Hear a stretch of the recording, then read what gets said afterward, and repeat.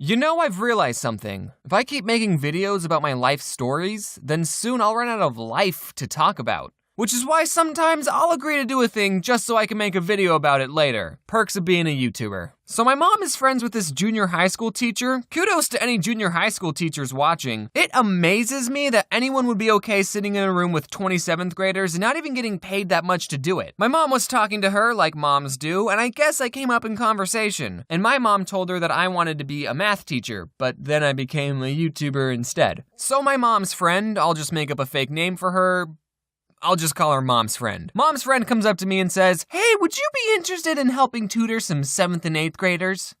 Ew. I think the only reason she chose me was because 1, I'm good at math, duh, and 2, I'd be good with kids or something. I told her I'd do it because 7th and 8th graders are the worst kinds of people. Unless you watch my videos, then you're cool. I'll finally get to live my half-hearted dream of teaching kids math. Now, I didn't make this video to talk about math, okay? That's boring. Before I even started tutoring these kids, Mom's friend asked if I wanted to chaperone on a field trip so I can get to know them. Okay, 7th and 8th graders are between the ages 11 and 13, aka the worst time to be alive as a human. You're going through puberty, you're super self-conscious, no one wants to be your friend. 7th grade is just one big popularity contest, and everyone's losing. No one looks back at themselves when they're in 7th grade and thinks, yeah, I was all right. There's definitely some Sevies watching right now thinking, oh, I'm not that bad. Doesn't matter who you are, you're gonna look back on these years and hate yourself. I remember when I was in the 7th grade, I noticed all the cool kids wore really low socks. The shorter the sock, the cooler you were. So I always wore the lowest sock possible. Most of the time, you couldn't even see the socks. It looked like I was wearing nothing. That's how cool I was. Sometimes I put on girl socks because they were the lowest socks I could find. I was so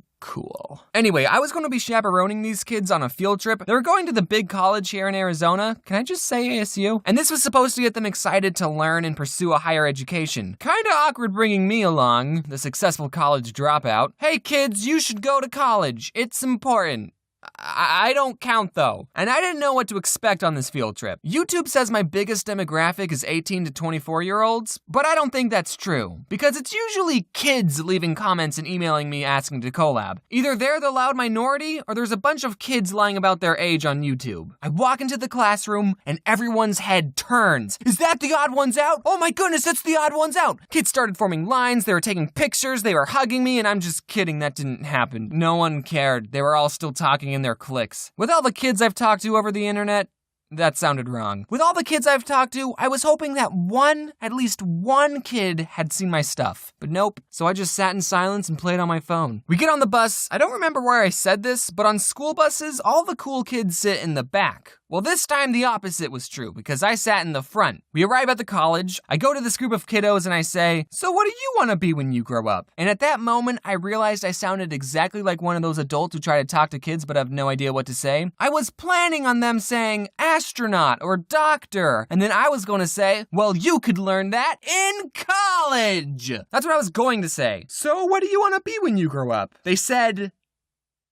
nothing. They didn't say anything. They just looked at me like, why is this old guy trying to talk to us? So then I just walked away. All right, I need a new question. I wanted to somehow bring up, hey, I have over 1 million subs on YouTube. But that's tacky. You don't just start conversations like that. Sub counts have to come out naturally. So I went up to a new group of kids and I said, so do you guys watch any YouTube videos? And most of the kids did the same thing, looking at me like I was weird. But one kid said, rice gum. Ugh, ew. Here's actually the story of how I met Rice Gum. So I was at VidCon and all of a sudden a huge crowd of people just goes running by. And I said, who's that? And someone else said, Rice Gum. And then I said, oh, who's that? And I didn't really meet him. My friend Gabe did though. So we were given a tour of this college and it was actually kind of interesting because it was the college that I would have attended if I wasn't trying to save money. It was fun seeing what could have been. There were other junior highs doing tours at the same time, so we crossed paths with this preparatory school. I'm guessing it was a preparatory school because they were wearing uniforms. And this one kid in the other group just pointed to me saying, "The Odd One's Out! The Odd One's Out!" over and over, and I just said, hey, back to him.